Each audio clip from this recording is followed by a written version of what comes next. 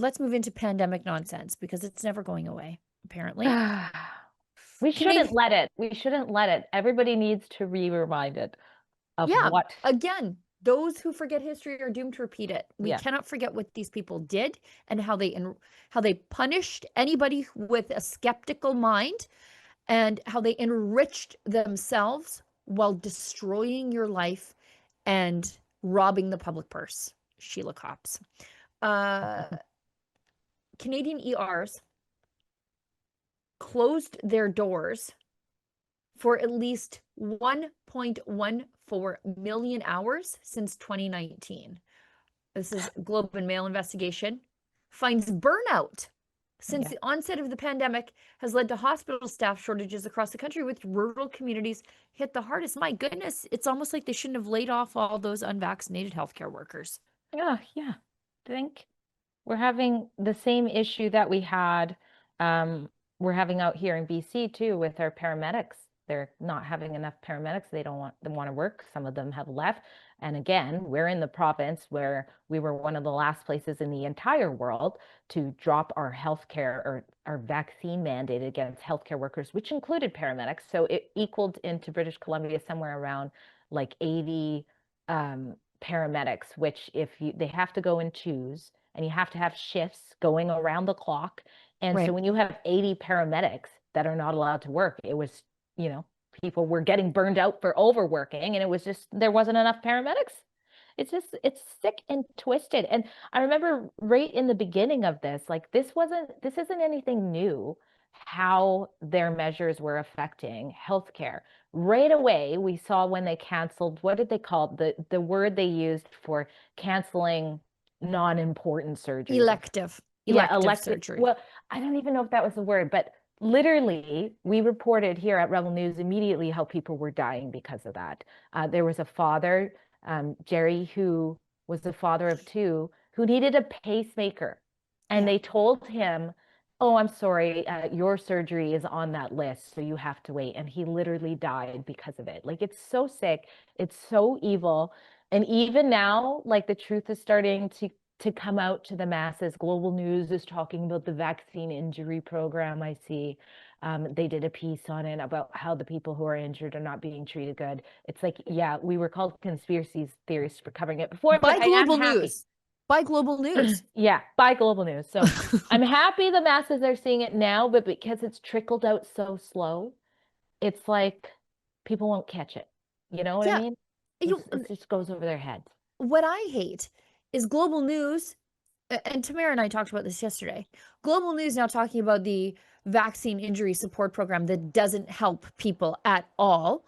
After Global News was like, guys, go get your vaccine. It's safe and effective. It won't hurt you. And if you believe people who say it will hurt you, those are conspiracy theorists. They employed at the time Rachel Gilmore, who was saying, kick your unvaccinated family out of a Thanksgiving dinner, and breakthrough infections are all but unheard of. Literally everybody, darn near, that got vaccinated also got a breakthrough infection. Um, it, it's just absolute nonsense that now everyone's like, thank you so much, Global News. It's like, I'll thank you after you apologize for the role you played in all of this. Um, I'm not ready to thank you yet. You don't get to have us forget what you did to get us here. And I'm not not ready only yet. that, imagine how many emails, how many tips Global News, Ignored. CBC Yeah. ignored Yeah. of people suffering and wanting to warn people. I mean, we couldn't even keep up. Like It was we did impossible. lots of stories, but that was just like a fraction of the stories to show you guys what was happening. So they ignored. I remember that just really quickly that mom or sorry, the daughter, the adult daughter whose mom died instantly after taking the Moderna. And so there was no dispute at all. And the only reason this lady came to me is because she had gone to all of the other media and been ignored. She was trying to get help from that vaccine injury program. And she actually was drinking the Kool-Aid on everything else. The only reason she actually came to me because she thought her mom was like one in a, you know, a whatever, Google. My son tells me Google's a number, a big number. So the only reason she came to me is because she said she went to an MP, and this is embarrassing too. She went to an MP and he said, the only one who's going to cover your story is Rebel News, but don't tell them that I sent you. She wouldn't tell me who. I'm like, what is wrong with society when like an MP even knows we're the only ones covering this important story, and they're like too scared to It's say like, hey, like we're selling crack around the corner. Like I know you can right. get some crack, but don't tell them. Like it's just like, what the heck? She had never heard of Rebel News, and of course we were the only ones who would cover that important story. It's just Yeah, it's ridiculous. The cowardice still of these people. Like they'll quietly say, "Well, like you do good work." Yeah. And it's like, I know. First of all, I don't need your approval, but you think I appreciate it when you're too scared to even acknowledge? Like they'll say it quietly, "Okay, thanks for doing that." And it's like, Yeah. no, you can thank me publicly, or Mm. I don't want to hear it. Like, like I tell you, don't. They do. They do that. Oh, I mean, Yeah. I subscribe to you guys, but don't tell anybody. Don't tell anybody. There's our brave leaders. I think they're getting braver. Yeah, Some of them, anyways. So yeah, there's that. Or yeah. some of the fresh blood is Yeah. certainly a lot braver than what we've had. Oh, for sure. For sure Yeah. they are. And that's why they won Yeah. their ridings. Tamara and I talked about this yesterday a little bit. Vaccine injury data hidden. Again, yeah, we know. If you this is from Blacklocks. If you watch the NCI, the National Citizens Inquiry, at any point, it was nothing but doctors testifying, saying, if it wasn't the vaccine injured testifying and saying, I told my doctor, he didn't listen, or I Yeah. told my doctor and he tried to report it and they said, no, actually, it's got to be something else. What would you even know as the lady's doctor?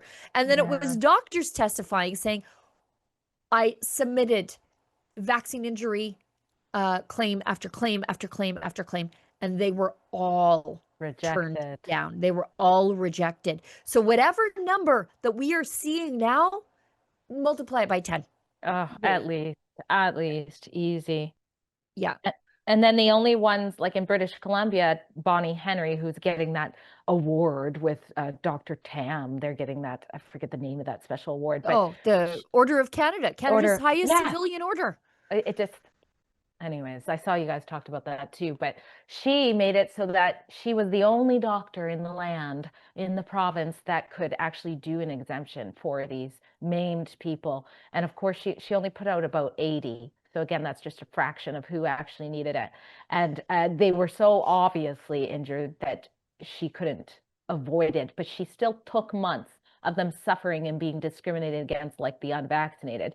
And then they'd get this little paper that said that they're exempt from Bonnie Henry. Do you think anybody believed that? Like with all the rhetoric going on? So they go and they would go to these restaurants, like the man who lost meters of his intestine after taking AstraZeneca has to go to a restaurant. Some snotty-nosed teen is telling him his exemption is fake and they can't accept it.